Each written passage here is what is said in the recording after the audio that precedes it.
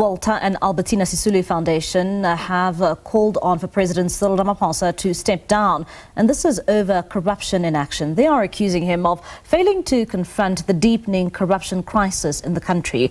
And for more on this, we now speak to Dr. Allan Boesak, the Foundation's chairperson. He joins us now via our video link. Dr. Boesak, thank you so much for your time this evening here on SABC News. Now, over the past couple of days, we've seen a number of protests taking place in the country, be it protests in support of the KZN Police Commissioner Nhlanhla Mkhwanazi, but at the same time today we've also seen a number of protests calling for President Cyril Ramaphosa to step down.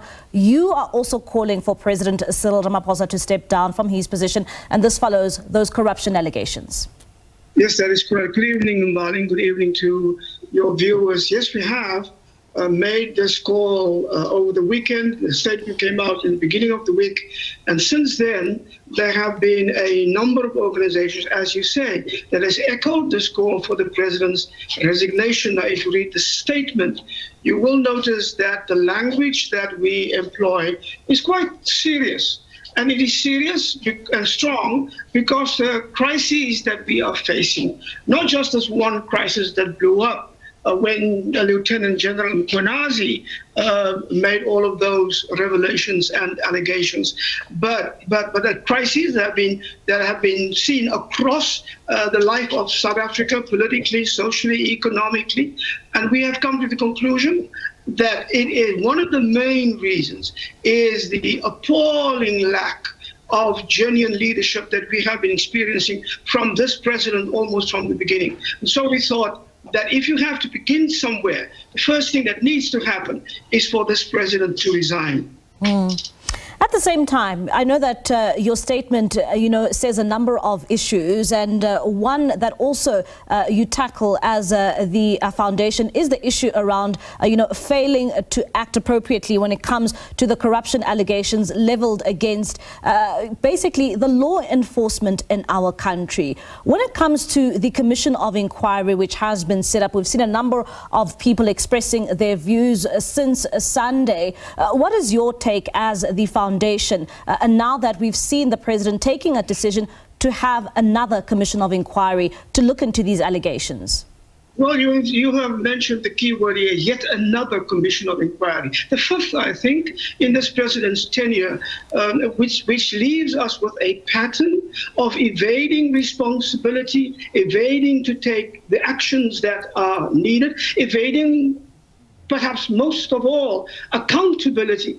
Now, when a minister, in a normal democracy, when a minister has been accused of such serious issues like Lieutenant General Mkhwanazi made public, then the first thing that you would expect in a normal democracy was for such a minister to be fired, to step down.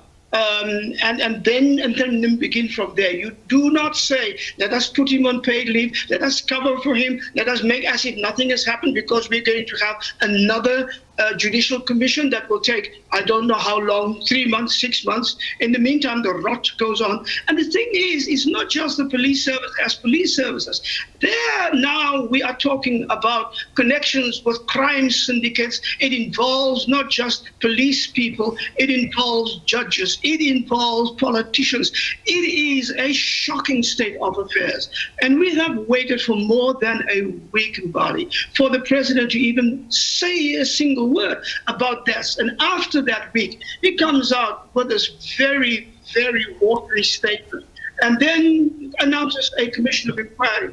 Now, that is not what the country needs. That's not what we want. That is not what is absolutely necessary now. Is for this president to at last begin to take some firm action. He's not going to. So the thing is, we must make sure that he gets out of the way so that we can begin a new pattern of dealing with these very, very serious issues that the people of South Africa have been facing for such a long time. Mr. Boesak, will you be engaging with the president of the country following his actions, following these revelations from the KZN Police Commissioner? We also know that there is that national dialogue which is coming up in August. Will you at all be engaging with the president when it comes to the seriousness of these allegations leveled against various sectors in the country? Well, we have been public, and I have personally been, in my personal capacity, as a preacher and as an academic, have been speaking about these crises issues for the last maybe 4 or 5 years, especially the last 2 years. And the president knows exactly where to find us in Bali. If the president has any intention of speaking to any of us, he could have picked up the call, he could have summoned me, he could have said, please come and talk to me here in Pretoria or down in Cape Town, and I would have gone. Because there is reason to speak to this president about these issues. But that has not happened. The national dialogue, of course, is a totally different matter.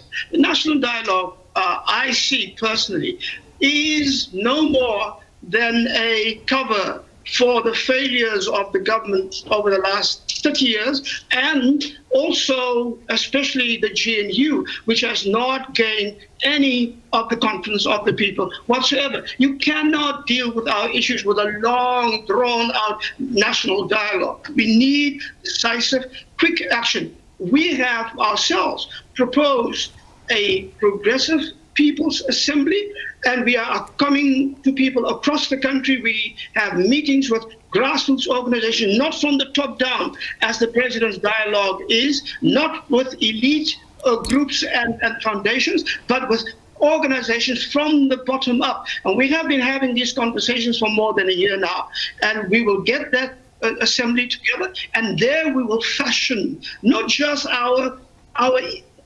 instinctive the rejection of what we see right now, but there we will fashion a new vision for South Africa's people that we think we need to follow immediately. Dr. Boesak, thank you so much for your time.